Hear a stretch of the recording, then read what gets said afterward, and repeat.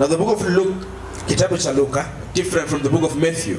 ni tofauti na kitabu cha The book of Mathayo. Luke is written by Dr. Luke himself. Kitabu cha Luka kimeandikwa na Daktari Luka When mwenyewe. Dr. Luke writes, Daktari Luka anapoandika, he does not write to the Jews, haandiki kwenda kwa Wayahudi, but he writes to the Gentiles. anaandika kwenda kwa See, Wayunani. when Luke writes, my dear friends, Wakati Luka anaandika, Luke presents the gospel Luka analeta injili to those who are not deserving, kwa wale ambao hawastahili, those who have been treated as outcasts, wale ambao wamewachwa nje kama wasiostahili, those who have been treated as useless people. wale ambao wanachukuliwa kama watu bure katika Luke jamii. was not an eyewitness of what Jesus did, Luka hakuona yale ambayo Yesu alisema, but out of the research that he does, lakini kwa yale anayosoma na he kujua, gives an orderly account anaelezea kwa ustadi of the events that took place during the life of Jesus. yale mambo ambayo yalitendeka katika maisha ya You'll Yesu. discover, if you're a diligent Bible scholar, Kama unasoma Biblia vyema, that the utaelewa book of Luke is more detailed kwamba kitabu cha Luka kiko na than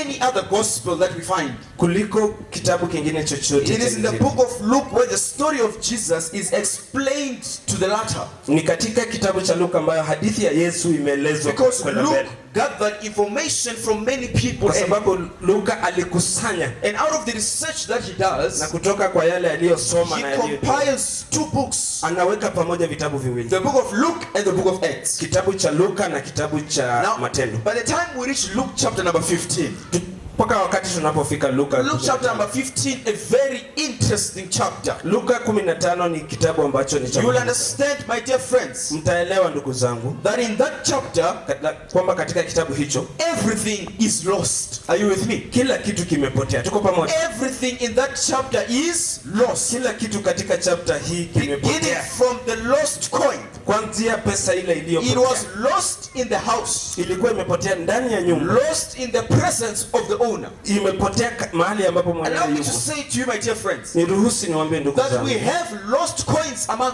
us. kwamba tuko na shilingi ambazo Not zimepotea lost katikati yetu. far away, Si zile zimepotea but mbali. lost in the presence of Jesus. Zimepotea hapa mahali Yesu And yuko. it is therefore the master's duty Na kwa ni kazi ya yule to anayesimamia sweep the house afagie nyumba, in search of the lost coin. atafute hiyo shilingi We iliyopotea. also have what you call the lost sheep. Kwamba tuko na kondoo iliyopotea. She gets lost Kondoo inapotea in search of greener pastures. ikitafuta mahali You know, pema. when you get so excited Wakati that unafurahia, you're not satisfied unachangamka, with what God has blessed you, hauridhiki na yale ambayo Mungu you amekubariki move nayo, from one pasture to another, unatembea kutoka mahali pamoja and in kwenda the pengine, process you get lost. na katika harakati hizo Now today we unapotea. are interested in this young man Leo tunaangalia huyu kijana, known as the lost son. yule ambaye anajulikana kama kijana But perhaps let mpotevu. me give you the gospel of Luke 15. Wacha niwaeleze injili katika kitabu cha Luka 15. Everything that gets lost Kila kitu ambacho kinapotea was found. Hallelujah. kilipatikana.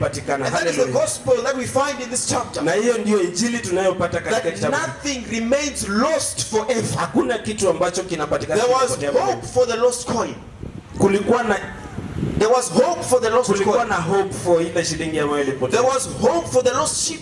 Kulikuwa na imani katika ile kondoo And there's iliyopotea. also hope for the lost son. Na kuna imani katika yule Allow me kijana therefore to aliyepotea. say that there is hope for Prodigal Adventists. Ni ruhusu niwaambie kwamba kuna imani katika yule Mwadventista aliyepotea. Now let's start and we read verse number 11. Tuanze tusome kwa pamoja. The Bible says verse to 11. us, Biblia inasema a certain man had two sons, mtu mmoja alikuwa na wana wawili. and the young of them Yule mdogo said to the father, akamwambia babaye, Father, baba, give me the portion of the goods that fall to me. nipe sehemu ya mali inayoniangukia. So he divided to them his living. Akawagawia vitu vyake. May the Lord add a blessing upon his word. Now the Bible says to us Biblia inasema hivi, that there was an old man who had how many sons? kulikuwa na mzee mmoja How alikuwa na many watoto sons? wangapi? Two sons. And from these two sons who were there, Na kutoka kwa hao watoto wawili ambao walikuwa na the young of them, yule mdogo, the what? yule mdogo, The young of them goes to the father yule mdogo anaenda kwa babaye. and says, Father, give me what belongs to me. Anamwambia baba, nipe kile ambacho I nastahili. want you to understand, my dear friends, Nataka muelewe ndugu zangu that the problem of Luke chapter 15 kwamba shida ambayo iko katika was kitabu ya Luka started by 15 the young one. Are you ilianza na huyu kijana mdogo. It was started by the young one. Ilianza na huyu And mdogo. that is why we always say we always have problem with young people. Ndio maana tunakuwa na shida na watu Young people vijana. always have problems. Vijana huwa wako na shida And for wakati. those of you who are adults and are smiling, Na kwa wale wakubwa I'm ambao not referring to young people in age. siongei kuhusu wale vijana katika miaka. But today we have old people. But today, leo tuko na vijana Who have gray hair. watu wazima ambao But wako they na are very young in maturity. Very young in maturity. lakini hawajakomaa kiakili. Others are very young as far as wisdom is concerned. Wengine ni wadogo katika werevu. Others are young in responsibility and accountability. Wengine ni wadogo katika ile kuwa. Others are young in their prayer life. Wengine katika maombi.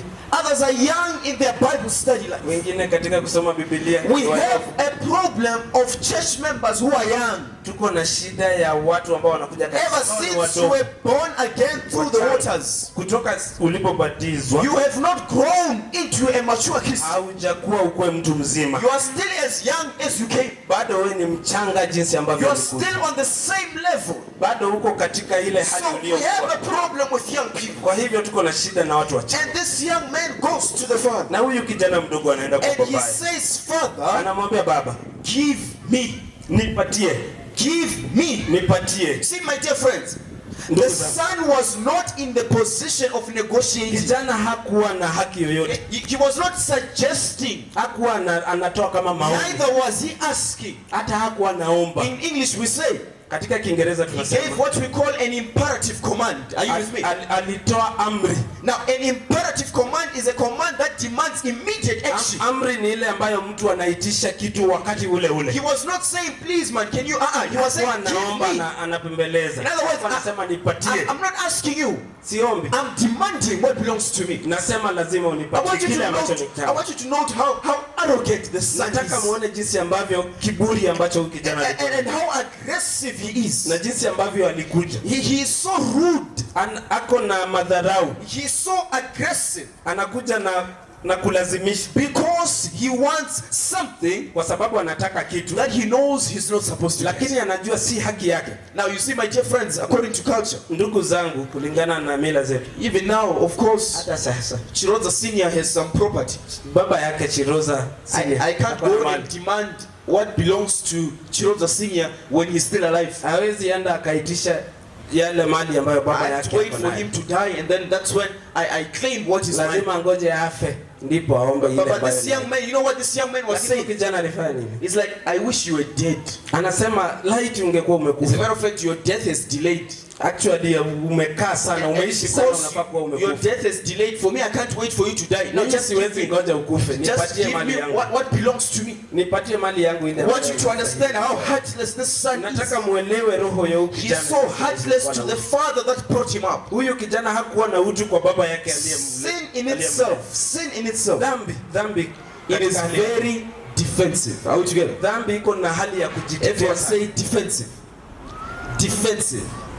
There is no one who is defensive that like a sinner. Hakuna mtu ambaye anapenda kujitetea kama mwenye dhambi. Sinners are so defensive for no good reason. Wenye dhambi wanapenda kujitetea sana hata bila sababu. You know you have done it. Unajua umefanya. But you are defensive. Lakini unajitetea sana. When church members start to talk about you, wakati watu wa kanisa wanaanza kuongea you stand and you say, these people are judging me. Unasimama unasema watu wananihukumu. But when you do good things, lakini wakati unatenda mambo mema, and they talk about you, na wakiongea kuhusu hayo, hallelujah. Unasema hallelujah. But when you do bad things, lakini ukifanya mambo mabaya, na wakiongea kuhusu, you say they are judging me. Unasema watu wananihukumu. My dear friends, people will talk. Are you with me? Ndugu zangu, lazima watu waongee. When you do good and you sing well, we'll say hallelujah. Mema ukiimba vizuri wanasema hallelujah. If you do bad, we'll also talk. Ukifanya makosa lazima wataongea. And when you talk, don't be defensive. Na wakati wanaongea usijitetee sana. Sin has a way of being so defensive. Dhambi iko na ile hali ya kujitetea sana. You try to protect yourself. Unataka kujitetea sana. You even use verses that you don't understand. Unatumia vifungu za Biblia ambazo hata uelewi. To justify your sins. Ueleze yale zile dhambi ambazo unafanya. Quoting verses that we are all sinners. Unaanza kusoma vifungu sote ni wenye dhambi. My dear friend, sin is defensive. Dhambi iko na hali ya kujitetea. But let me tell you something about sin. Lakini niwaambie ndugu zangu jambo kuhusu dhambi. Sin is very arrogant. Dhambi iko na madharau sana. You know, when someone has decided to sin, wakati mtu ameamua kufanya dhambi, that person is so arrogant. Huyo mtu ako na kujifanya. Even if you try to talk to them, hata ukijaribu kuwaongelea, they are convinced that they want to do A, B, C and D. Wako na uhakika yale mambo ambayo wanataka kutenda. Arrogant. Dhambi iko na madharau sana. But the funny one now, lakini kile ambacho sin is very comparative. Are we together? Dhambi inapenda kutofautisha mambo. Sin is very it can compare. Dhambi ina what is to compare? What is to compare? Nisaidie Kiswahili. Sio kulazimisha. Comparing is kutofautisha jambo moja na lingine. Inatofautia. Aha, that one. Yes. So sin is very comparative. Dhambi inatofautia sana. You see, when someone sins, unaona mtu akifanya dhambi, this is how they make themselves to feel better. Hivi ndivyo wanajifanya wasikie vizuri. They look for someone who is sinning like them. Wanatafuta mtu ambaye anafanya dhambi kama wao. And when they find a church elder, wakipata elder and a pastor, mchungaji ama who sins like them, ambaye anafanya dhambi kama wao, they're like, glory to God. Wanasema Mungu asifiwe. Even pastor is doing it, it's fine. Hata pastor anafanya hivyo. Even elder is doing it, it's fine. Na kama mchungaji anafanya hivyo ni sawa. Compare yourself, my dear friend. Unaanza kujitofautisha na mtu. Make yourself to feel better. Unaanza kujifanya usikie. If you're in a group of young people, au futendi dhambi. Kama you discover that all of you are doing the same things. Unagundua vijana nyote mnafanya hilo. And you feel better because you're not the only one. Hivyo ni mnafanya vizuri. Sin is very comparative. Dhambi inatofautisha sana. But above all, lakini zaidi ya yote, sin is very accommodative. Are we together? Dhambi ina accommodative. Inaruhusu kila kitu, ni kama inakubali kila kitu. Like there's no one who knows how to accommodate someone better than a sinner. Yule mwenye dhambi anaruhusu watu wengine kwake zaidi. A sinner only accommodates those who sin like him. Mwenye dhambi anaruhusu wale ambao wanatenda dhambi. So you'll discover that in the church we are all sinners but we sin differently. Unagundua katika kanisa sisi wote ni wenye dhambi lakini tunatenda dhambi tofauti. We have classified different sins. Sasa adulterers on one side, kuna wale wenye ni we have the fornicators on one side. We have the gossipers, the liars on the other side. Wengine wale wanadanganya, wale wanafanya usherati. We have classified ourselves. Tumetofautisha hawa watu. And for you, just because the only thing you do is to lie, kwa sababu wewe ile unafanya ni kudanganya, you think you are better than the adulterer. Wewe uko vizuri zaidi kuliko hao. You look at the adulterer with a certain eye. Au unaangalia yule mwenye anafanya usherati unasema huyu. The only problem is gossip. Kwa sababu wewe shida yako ni mdomo. So when you see a young person fully pregnant, you be like, ukiona mtu mdogo anapata mimba unaanza kuongea. It sounds like it's a greater sin than yours. Unaanza kusema huyu ametenda dhambi kubwa kuliko ile. So we have started to elevate sin. Sasa tumeanza kuweka dhambi nyingine kubwa kidogo. Others sin better than others. Kuna wengine wanafanya dhambi nzuri kidogo kuliko wengine. That is the nature of sin. Hiyo ndio hali ya dhambi. This young man, huyu kijana mdogo, he become aggressive. Alikuwa amekuwa na, he had become so defensive. Alikuwa amekuwa na kujitetea. He had become someone, alikuwa amekuwa mtu that he is not himself anymore, ambayo si yeye tena, because of sin, kwa sababu ya dhambi ndio katika roho yake. Sin will change you. Dhambi itakubadilisha. It will make you someone you're not. Itakufanya ukue mtu ambaye wewe hauko. It will even make you be bitter for no good reason. Utakuwa na machungu bila sababu. You will always be angry for no good reason. Utakuwa umekasirika bila sababu. You always try to hide for no good reason. Utakuwa unataka kujificha bila sababu. That is the nature of sin. Hiyo ndio hali ya dhambi. So this young man goes to the father and says, sasa huyu kijana mdogo anaenda kwa babake anamwambia, give me, nipatie the portion ile that belongs to me, ambayo inaniangukia. I don't know which family this young man was coming from. Hatuelewi familia huyu kijana. But if he was coming from an Adventist family, lakini kama alikuwa anatoka familia ya Adventist, he was probably saying to the father, alikuwa anaambia baba yake, but I am tired. Nimechoka. I am tired. Nimechoka. I'm tired of waking up every day. Nimechoka kuamka kila siku asubuhi. Going to church. Kuenda kanisa. Wearing suits. Nimevaa suti. You spend the whole day church. I'm tired. Yote kanisani. Nimechoka. I'm tired of this thing of saying don't eat this. Don't eat that. Kule ile nimechoka. I'm tired of being told what to dress. Nimechoka kuambiwa ile ambayo don't dress this, don't dress that. Usivae hii, usivae ile. If they were doing devotions at home, wangekuwa anafanya kusoma Biblia katika nyumbani. The young man was tired. Huyu kijana alikuwa amechoka. He wanted what we call freedom. Alikuwa anataka uhuru. He wanted a sweet life. Alikuwa anataka maisha mazuri. Are we together, young people? Tuko pamoja vijana. He wanted a sweet. Alikuwa anataka maisha mazuri. Are we together? Tuko pamoja. Now you'll understand. Sasa tutaelewa that sin is sweet. Dhambi ni tamu. Sin is what? Sin is what? Sin is sweet. Dhambi ni tamu. Are we together? Tuko pamoja. If you have ever tasted sin before, Kama umewahi onja dhambi hapo you will awali, know that sin is what? Is utajua sweet. kwamba dhambi ni tamu. Yeah, for those who perhaps don't understand what the preacher is saying, Kwa wale ambao hamuelewi we mhubiri, praise God for you. Probably you have not sinned. tunashukuru Mungu kwa sababu But if you have sinned in your life, lakini kama you umetenda know that dhambi, sin is sweet. utajua kwamba dhambi ni tamu. But the problem with sin, Lakini shida na dhambi, it is only sweet for a moment. inakuwa tamu kwa muda mfupi, Later on, it produces a bitter taste. baadaye inakuwa chungu. You see, sin can make you happy for now. Dhambi inaweza kufurahisha kwa But sasa, when you are done committing the sin, lakini ukimaliza kutenda the ile only dhambi, thing that you have in your head, ile ambayo umebakisha you katika are akili yako stressed, ni stress. you are worried, Uko na you are umeshangaa, concerned. You umeogopa. know, I was talking to the young people yesterday, Nilikuwa naambia vijana and jana, I told them that, you know, being a sinful young person is just stressful. nilikuwa Young ladies in the house, are you with me? wasichana wa It is just so stressful. ni stress You kuwa are mwenye there, dhambi. you have committed fornication, Uko hapo umefanya usherati, and you are there, you are seated at home, umekaa nyumbani and you are praying, na unaomba, God, please, man, my periods should come, please. Mungu tafadhali. You are seriously stressed. Unaomba, Hey, that maybe I'm pregnant. maybe niko na mimba. Hey, you are stressed. Uko na stress. Hey, at church they will disfellowship me. Kanisa watanitoa You know, katika. young men, you are not settled Vijana wadogo haujatulia. because you have nothing, you don't have anything, but you think like, hey, maybe Kwa I'm a sababu father hauna now. kitu lakini unashangaa, maybe sasa mimi ni baba. And you ask yourself, why go through all that trouble? Ya, mbona upitie hizo shida zote? When you can just conserve yourself Wakati unaweza jiweka and live a stressful life, a stressless life. uishi maisha bila My dear stress. friends, sin is stressful. Are you with me? Vijana, dhambi iko na stress. Sin is stressful. You are a deacon. Wewe ni You have deacon. stolen some tithes and offerings. Umeiba zaka na sadaka. When days of accountability come, you are Wakati ile stressed siku inakuja uko na stress. because you know that you did what was not Kwa wrong, sababu what was unajua not right. ulifanya ulikosa. Yes, you have misused the paperwork at work. Umetumia vibaya You know makaratasi. how we have swapped things and how we have exchanged Unajua things. vile umechanganya vitu hapo And you are hata there, sijui. you are worried. Na uko hapo uko na You are wasiwasi. hoping that you don't get caught. Unaomba kwamba usipatikane. And when we look at you, Na tukikuangalia, but why go through all this trouble? mbona niende pite katika hizo My dear shida? friends, sin Ndugu is zangu, sweet, dhambi but it produces a bitter taste. dhambi ni tamu lakini baadaye Now inakuwa you'll understand mtaelewa that sin is also progressive.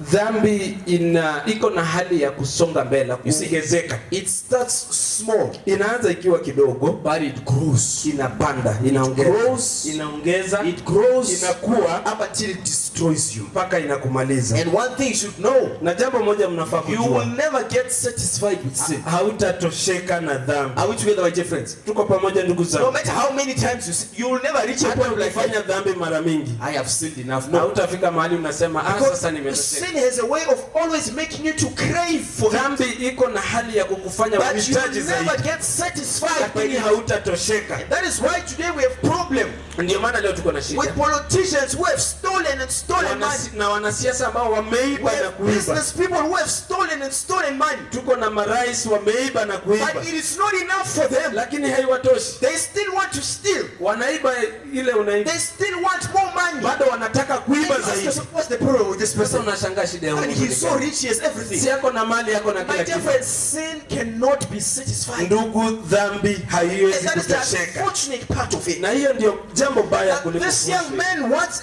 a sweet life kwamba huyu kijana anataka maisha with the tamu, hope that he'll get satisfied. akidhani kwamba atatosheka. So the Bible Ataridhika. says he goes. Biblia inasema akaenda, And he does not go next door, haendi mlango wa but jirani, he goes to a far place. anaenda mahali He mbali, makes sure that he goes to a very far place. anahakikisha ameenda mbali zaidi. He doesn't want those things Hataki ile maneno that when he's there in Magena market, akiwa hapa Magena, then the brother or the father sees him ndugu like, yake ama baba yake anamwona, you come back home. anamwambia rudi So nyumbani, he rudi makes nyumbani. sure that he goes very far. And Anahakikisha ameenda mbali kabisa, when no one will see, mahali ambapo hakuna mtu when no ataona, one will tell him anything, hakuna mtu atamwambia when chochote, no one will convince him, hakuna mtu he atamweleza, goes very far. anaenda mbali zaidi. Now when he's there, Akiwa pale, the Bible says Biblia inasema he lived a prodigal life. Aliishi maisha ya mbali. He was a new boy who had just arrived in Nairobi. Alikuwa kijana mdogo ambaye amefika Nairobi. He has all the money that he has. Ako na pesa yote katika. He buys the most expensive car. Ananunua ile gari ambayo ni bei. If you were to talk of ladies, ana mambo ya wasichana ukiongelea, all of them, all sizes. Alilala na wasichana wote. If you were to talk of alcohol, ukiongea kuhusu pombe, he has tested all types of brands. Ameonja aina yote ya pombe. If you were to talk of life, ukiongea kuhusu maisha, this young man was living his life. Hallelujah. Kijana alikuwa anaishi maisha. This young man was living his dream. Huyu kijana alikuwa anaishi ndoto yake. The same words that Ecclesiastes says. Ecclesiastes anasema, he says, young man, anasema hivi, go and enjoy yourself. Jifurahishe, mjiburudishe. Do what pleases you. Fanya kile ambacho kinakufurahisha. Follow the ways of your heart. Fuata njia za roho yako. But remember, lakini ukumbuke, that everything that you do, katika kila unalotenda, will be brought unto judgment. Kitaletwa katika hukumu. This young man forgot the judgment. Huyu kijana alisahau hukumu. And he is there enjoying himself. Ako hapo anajiburudisha. Eating and drinking. Anakula akinywa. Dancing, moving from one club to another. Anacheza akitembea kutoka bar moja kwenda nyingine. He lives a prodigal life. Anaishi maisha ya. Now all of us, we know, sisi sote tunajua, that if you want to have a lot of friends, ukitaka kuwa na marafiki, just have a lot of money. Kuwa na pesa mingi. Am I right?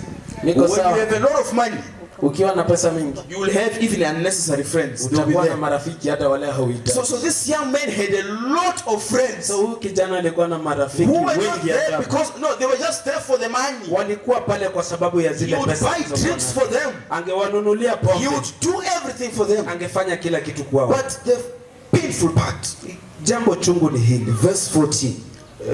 Mstari wa 14. Verse 14 says, mstari wa 14 unasema, but when he had spent all, alipokuwa amekwisha tumia vyote, when he had spent all, alipokuwa amekwisha, there arose a famine in the land.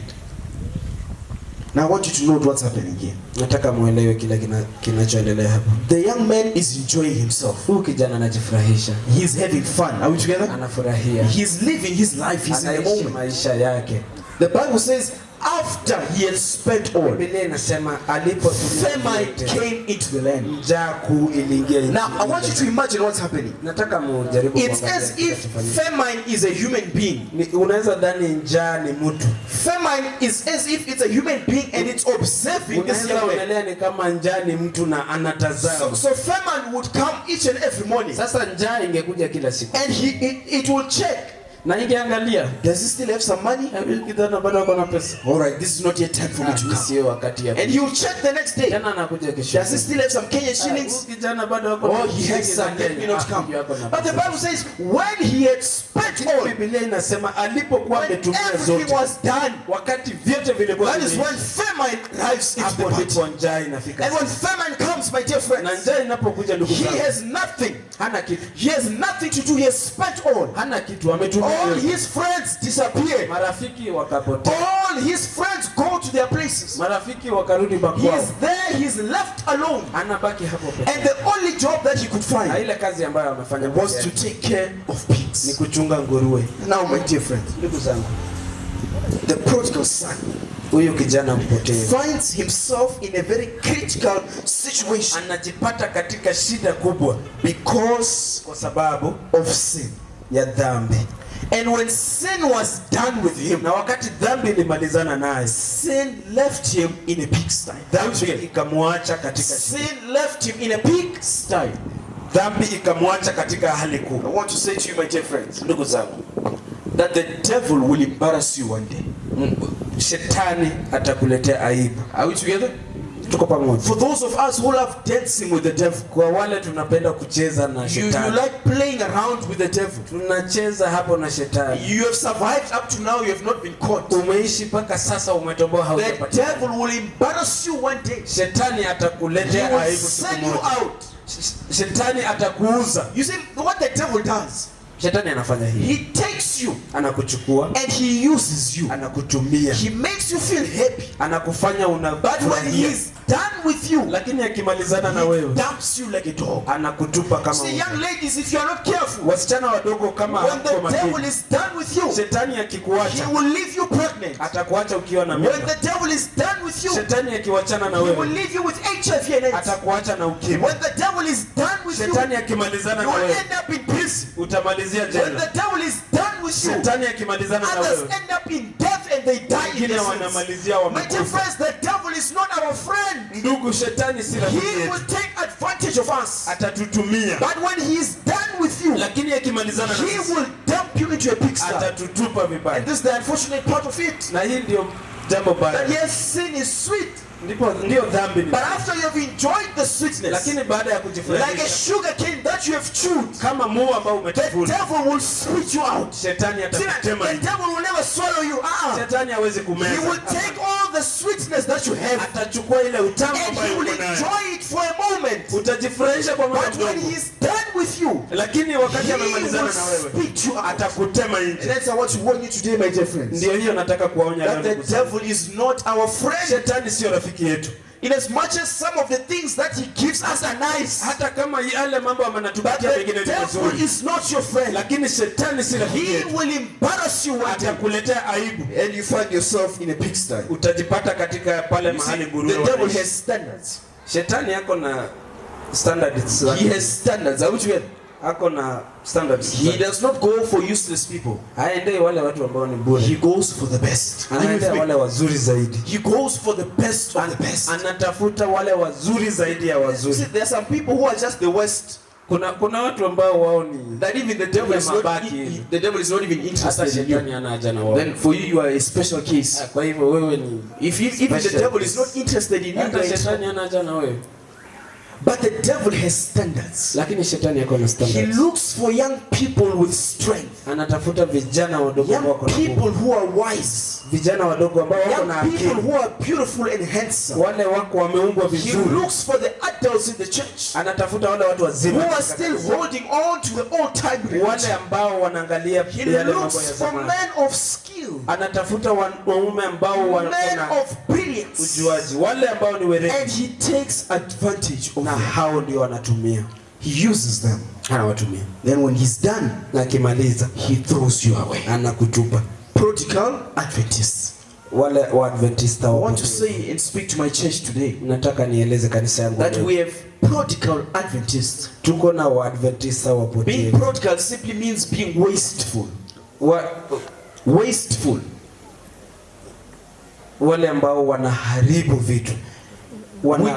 Wanatumia vibaya. We have been wasteful with the grace of God. Tumekuwa Are we together? tukitumia vibaya neema ya Mungu. If there is a church Kama kuna kanisa that has gotten used to God, ambayo imezoea Mungu, it is this church. ni hii kanisa yake. We are so wasteful Tunaharibu that we don't care anymore. hata hatujali. We just sin as we please. Tunatenda dhambi We jinsi have tunavyotaka. wasted the blood of Jesus on the cross. Tumeharibu ile damu ya Yesu We have msalabani. wasted the sacrifice that he made. Hatuchukulii manani ile kafara ambayo But alitoa. after he has made such a sacrifice, Lakini baada ametoa kafara we kama are hiyo, still holding on to bad habits and we bado don't want to let tunaendelea them go. ile dhambi na hatutaki My dear kuacha. friends, we can't talk of I will go Ndugu zangu, hatuwezi ongelea kuhusu when we have kwenda not fixed the problems that we have. kama hatujatatua zile shida When we ambazo go tunazo there, we are hapa. going as who? Wakati tunaenda pale tunaenda You kama are nani? going there as who? Tunaenda pale kama We nani? can't go, my dear friends, Hatuwezi enda ndugu zangu unless if we become right with Jesus. Are we together? kama hatutakuwa We vyema na need Yesu. to fix ourselves. Tunafaa We need kujiunda to vizuri, prepare ourselves. tujitayarishe vizuri. That's this young man Huyu kijana mdogo finds himself selling pigs, anajipata akiuza nguruwe, eating with pigs. anakula na The nguruwe. Bible says he longed to eat the food of the pigs. Biblia inasema But this young man was not coming from a simple family. so huyu kijana alikuwa anatoka katika The father was quite wealthy. baba ni alikuwa He tajiri, came from a very rich family. alikuwa anatoka familia But he's tajiri, now eating with lakini pigs. sasa anakula na nguruwe. Why? Because he entertained the devil. Kwa sababu alimkaribisha He shetani. entertained the devil. Kwa sababu alimkaribisha When you shetani. entertain the devil, Ukimkaribisha the shetani, longer you entertain him, ukiendelea the kumkaribisha, further he takes you away from God. ndivyo anaendelea And kukupeleka the mbali. further you are from God, Na vile uko mbali the kutoka kwa Mungu, greater the downfall. ndivyo unavyoanguka zaidi. The greater the downfall, ndivyo unavyoanguka zaidi. The devil will take you high up in the sky. Shetani atakupeleka juu angani. But when he's done with you, he will drop you. Na wewe atakuacha. So this young man is dropped. So kijana ameachiliwa. And after he has spent everything. Baada ya kutumia kila kitu. Now the good news of course comes. Habari njema. The Bible says, Biblia inasema, when he had come to his senses. Wakati alirudi katika akili zake. When he came to his senses. Wakati alirudi katika akili zake. I want you to touch your neighbor and say, neighbor, come back to your senses. Come back to your senses. You see, this young man was not in his senses. Huyu kijana hakuwa katika akili zake. He was not thinking. Hakuwa timamu, hakuwa anafikiria. When someone starts to sin, wakati mtu anaanza kutenda, you don't think. Haufikiri. You think after. Have you noticed? Unafikiria baada. You think after. Unafikiria baadaye. By the way, this is serious. So you have a tendency of thinking after. Watu tuko na tabia ya kufikiria baada ya kutenda. So this young man finds himself in a pigsty. Sasa huyu kijana amejifanya katika ile nyumba ya nguruwe. But that it is the pigsty. It is the pigsty. Ni hiyo nyumba ya nguruwe that brought him back to his senses. Ndio ilimleta katika akili. I wish together my dear. Tuko pamoja ndugu zangu. It was the pigsty.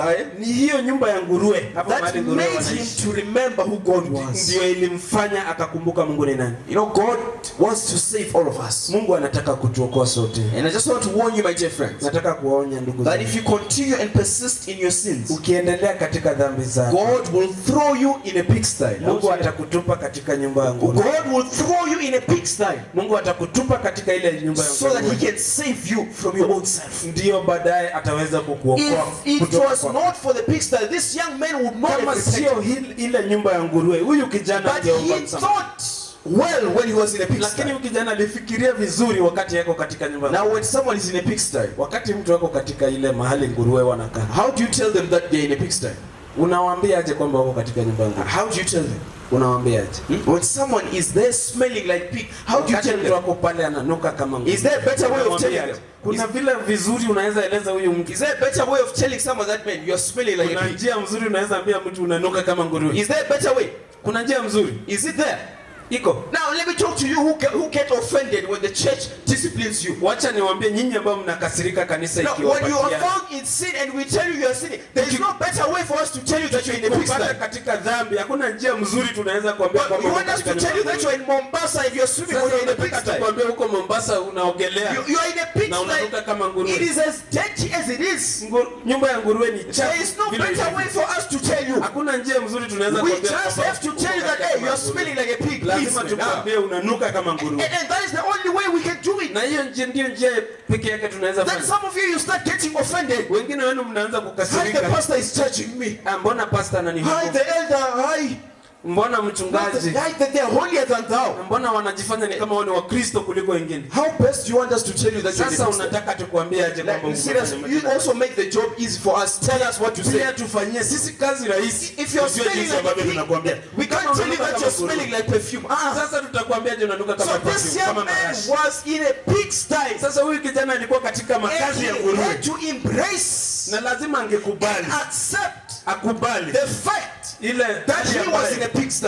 Hali ambayo alikuwa katika. The reason why we hold on to sin, sababu ambayo tunabaki katika dhambi, because we don't want to accept. Ni kwa sababu hatutaki kukubali. We are embarrassed. Tunaibika. We are trying to cover up. Tunataka kujifunika. You don't want to accept that you are a sinner. Hatutaki kukubali kwamba sisi ni wenye dhambi. People who will be saved. Ndugu zangu, wale watu ambao wataokolewa, those who are willing to stand, ni wale ambao wako tayari kusimama. Say, Jesus, I am a sinner. Waseme Yesu, mimi ni mwenye dhambi. You must admit to your sin. Lazima ukubali wewe mwenyewe. That is the beginning of salvation. Huo ndio mwanzo wa If you keep covering it up, ukiendelea kuficha, you will not get anywhere. Hautafika popote. So as he was in the pigsty, sasa alipokuwa katika pale makazi, he thought to himself, akafikiria yeye mwenyewe, and he says, akajiambia, how many ni watumishi wangapi of my father's hired servants, wa baba yangu, eat and drink, wanaokula na kusaza at my father's table, katika meza ya baba yangu, but yet I, the son of their master, na mimi hapa is here eating with pigs. Niko hapa nakula na nguruwe. The question is how many? Swali ni wangapi? In other words, he tried to count. Alijaribu kuhesabu. And he failed to reach. Hakupata. He tried to count the number of the seven. Alijaribu kufikiria wale. But he failed to know the number because the sevens were many. Hakupata kwa sababu wale wajakazi walikuwa wengi. But as the sevens were enjoying, anafikiria wajakazi wa baba yangu wanafurahia. The son is eating with pigs. Mtoto anakula na nguruwe. He stood up, akasimama by himself. Peke yake. You see, my dear friends, I want you to note the difference. Ndugu zangu, nataka muone tofauti. The lost coin could not find itself.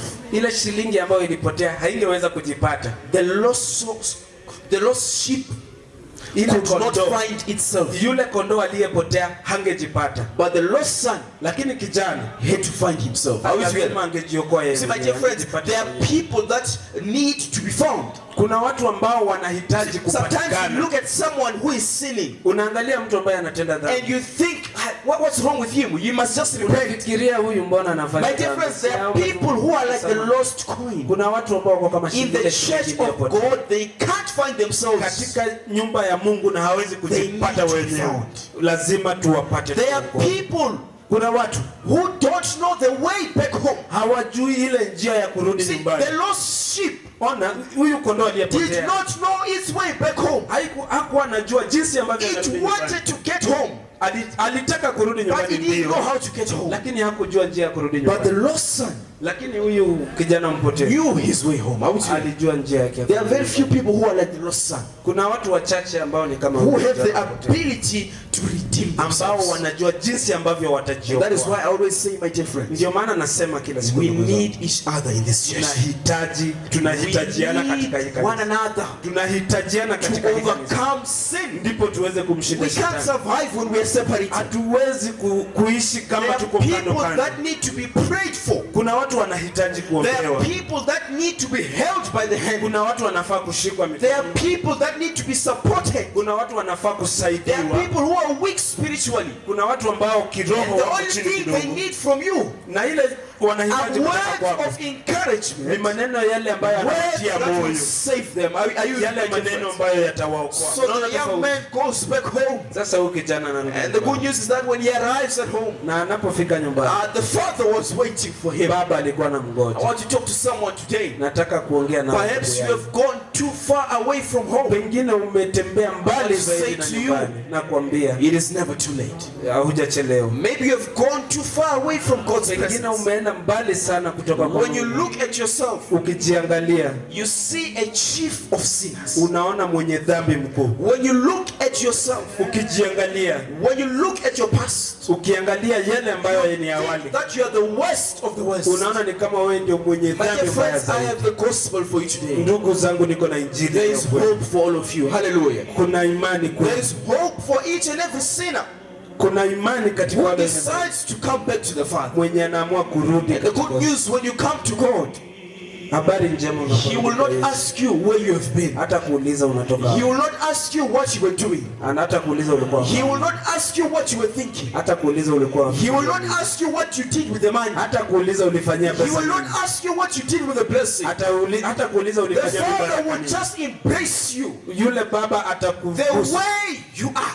Vijinsi ambavyo ulivyo. I want you to note, my dear friends, nataka muone that the garment that the Father put on the son, lile vazi ambalo baba alivalisha, the son was full of mud. Are you with me? Kijana alikuwa mchafu zaidi. The son was smelling. Kijana alikuwa na nuka. The father did not say this jacket is too clean. Baba hakusema hili vazi ni safi zaidi. The father covered him. Baba alimfunika kijana in his dirtiness. Na hiyo uchafu yote alikuwa nayo. That's why we say, my dear friends, ndio maana tunasema ndugu zangu, you can never be ready for salvation. Hauwezi kuwa tayari kuokolewa. If it was some of us, ingekuwa ni wengine wetu, we would have told the father, tungeambia baba, "Hi father, wait.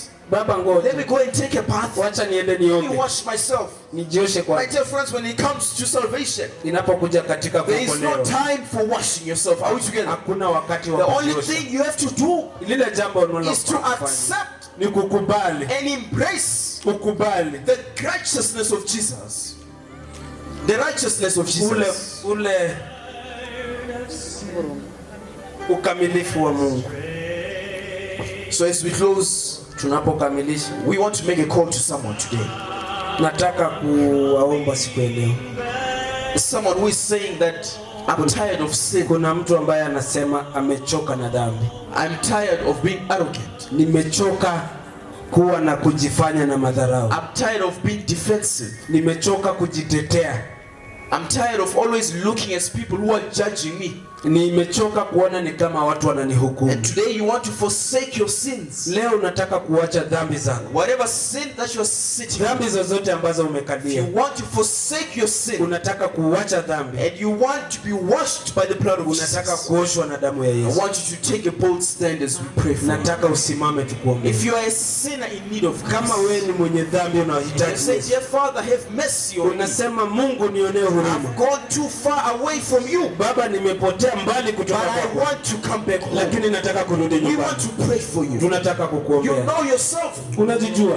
You know the chains that the devil has got on you. Unajua jinsi ambavyo shetani amekushika katika minyororo. You know how difficult it is to stop. Unajua kwamba vile ni ngumu kuacha. You are a young person, you are addicted. Wewe ni kijana mdogo you are addicted to drugs and alcohol. Unakunywa pombe na madawa ya kulevya. Whenever you find yourself alone, ukijipata ukiwa peke yako. You are addicted to masturbation. You are addicted to pornography. You are addicted to all these things. Kwa hii mambo yote and you have failed to set yourself free. Umeshindwa kujitoa hapa. I want you to stand so that Jesus can set you free. Nataka usimame Yesu akupe. You are there, you are an adult person. Uko hapo wewe ni mtu mzima. You are also addicted to certain things. Umeshikwa na vitu zingine. You are just rude to people. Kuna uko na unajibu watu vibaya. You love lying. Unapenda kusema uongo. You love gossiping. Unapenda kuongea. You love insulting others. Unapenda kutusi watu. And today you want Jesus to set you free. Na leo nataka Yesu akuachilie huru. To stand as we pray. Nataka usimame tuombe pamoja. I also want to make a call to the second people. Nataka pia kuna watu kikundi cha pili. These ones who are saying, hawa wanasema they want to be rebaptized or want to be baptized. Wanataka wabatizwe ama kubatizwa tena. Those who are saying that they've sinned. Wale wanasema tumetenda dhambi. And they've reached a point in their lives. Na tumefika mahali katika when they want to start afresh with Jesus. Nataka kuanza upya na Yesu. If you are there, kama uko hapo, and you have never accepted Jesus, na hujawahi kumkubali Yesu Kristo as your Lord and personal Savior, kama Mungu wako.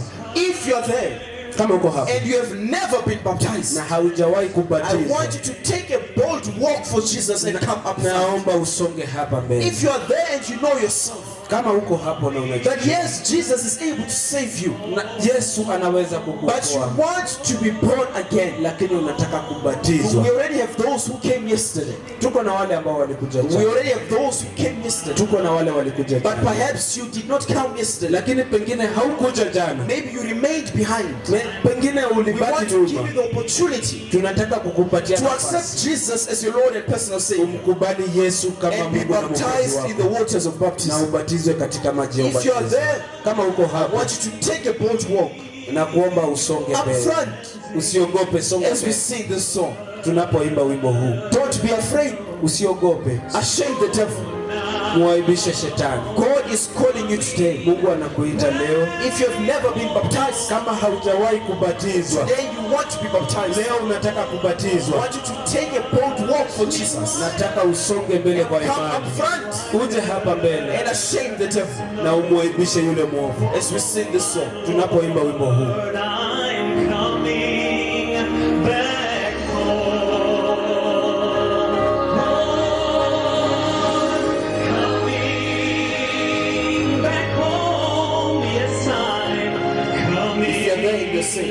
Kama uko hapo, but you want to be born again of the water, na unataka kubatizwa tena katika the water and the spirit, katika maji, I want you to take a bold step and come up front with Jesus.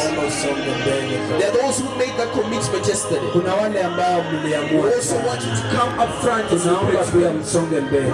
If you made that commitment yesterday, kama uliamua kubatizwa jana, defend your commitment and come up front. Unaweza tena rudi kuja hapa. God bless you. Mungu awabariki.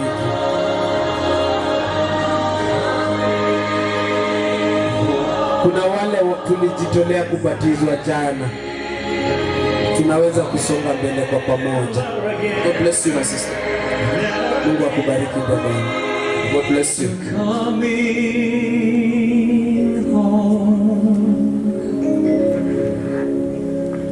We are still making a call to you.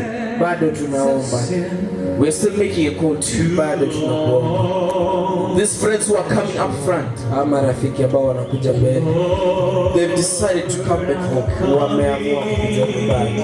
And they want to do it through the waters of baptism. Na wanataka kufanya hivyo katika ubatizo. But I know you are there. Lakini najua uko hapo. The devil is battling with you. Na shetani anapigana na wewe. You have not yet made that commitment. Bado haujaamua vizuri. Shame the devil in the name of Jesus. Waibishe shetani katika jina la Yesu. Come just as you are. Kuja mbele jinsi ulivyo. Come just as you are. Kuja jinsi ulivyo. Come just as you are. Kuja jinsi ulivyo. Jesus is calling. Yesu anakuita. Jesus is calling you. Yesu anakuita leo. If you want to start afresh with the Master, kama unataka kuanza upya na Yesu, Yesu, want to be born again, kama unataka kubatizwa, because the Bible is clear, kwa sababu Biblia iko, no one will enter the kingdom, hakuna mtu ataingia mbinguni unless if he is born again of the water and the Spirit, bila kubatizwa katika maji. Come, njoo, come, njoo. Don't stand there. Usibaki hapo. Come for Jesus. Njoo mbele kwa Yesu. Come for Jesus. Njoo mbele kwa Yesu. Come for Jesus. Njoo kwa Yesu. We are going to spend time on this one. Tutatumia wakati katika hili. Call upon you. Tunapokuita, as we beg you to receive salvation, tunapokuomba uje upate we want wokovu, to beg you in the name of Jesus. Tunakuomba katika jina la Yesu. You don't have to be lost. Si lazima upotee. Jesus paid it all. Yesu alilipa yote. He came to die for you. Alikuja akakukufia wewe. He wants to save you. Anataka kukuokoa wewe. Don't allow this chance to pass you by. Usikubali nafasi hii kupita. Come and be baptized. Njoo ubatizwe.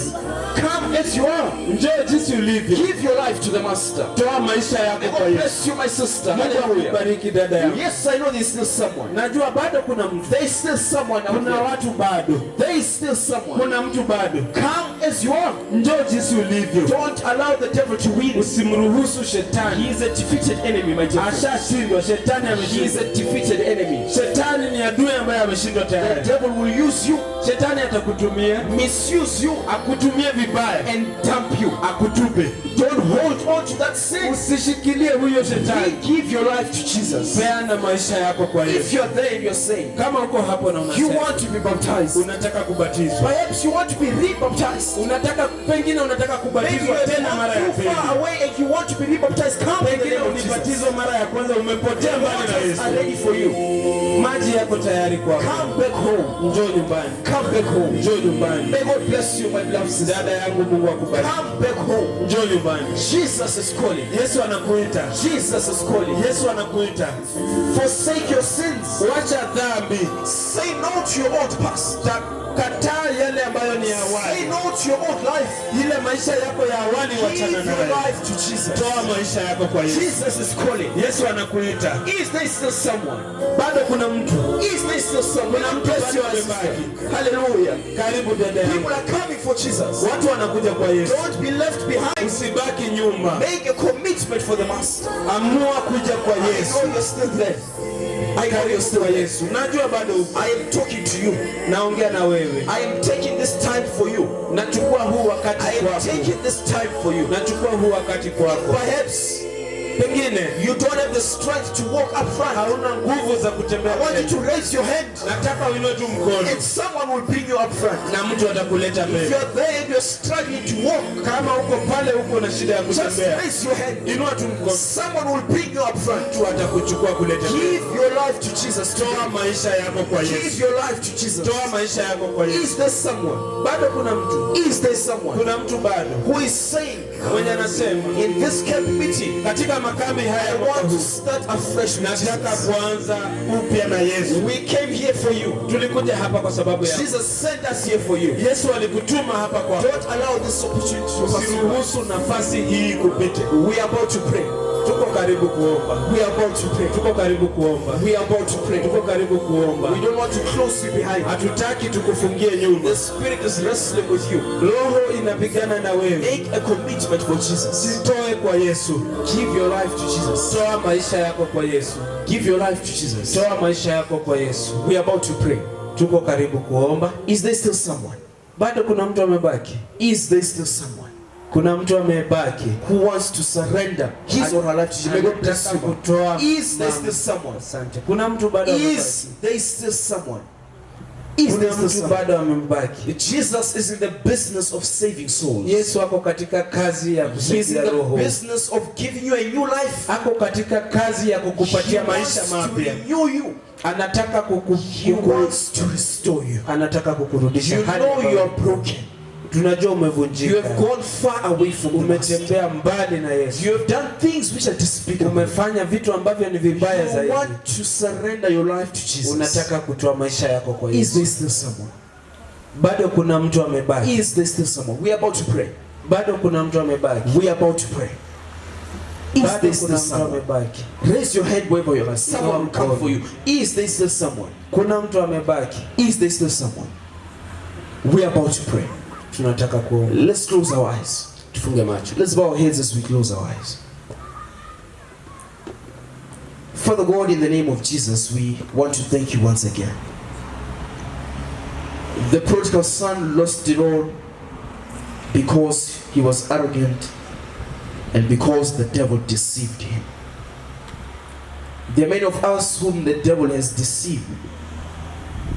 And even up to this time, he's still deceiving us. He's telling us it is impossible to stop. He's telling us you have already gone too far. He's telling us that our friends will laugh at us. He's telling us that our friends will call us stupid and foolish. And because of those words, we have sat down and we have refused to give our lives to Jesus. I want to pray for that individual, dear Father, who is struggling and who is in the valley of decision. Dear Father, I pray for your Holy Spirit right now to descend upon all of us and to talk to us and to convict us. If that individual is still there and he or she is afraid, Father God, I pray that she or he may raise their hand as we are praying. Father God, if the hands are raised, you can see those hands which have been raised. We want to pray for those individuals, including those who have come up front who are standing. Dear Father, I pray that you have mercy on them. I plead the blood of Jesus upon their lives. That may you forgive them, dear Father, for all their sins. May you wash them clean in the name of Jesus.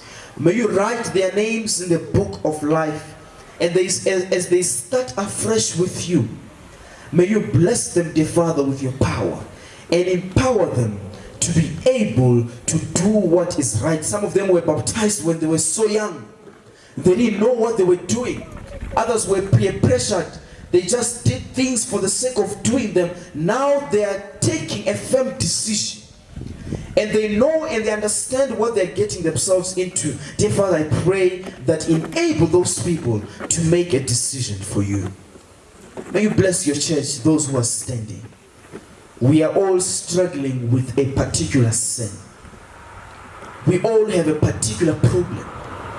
A problem that will cost us heaven if we are not aware. Dear Father, I pray that you have mercy on all of us.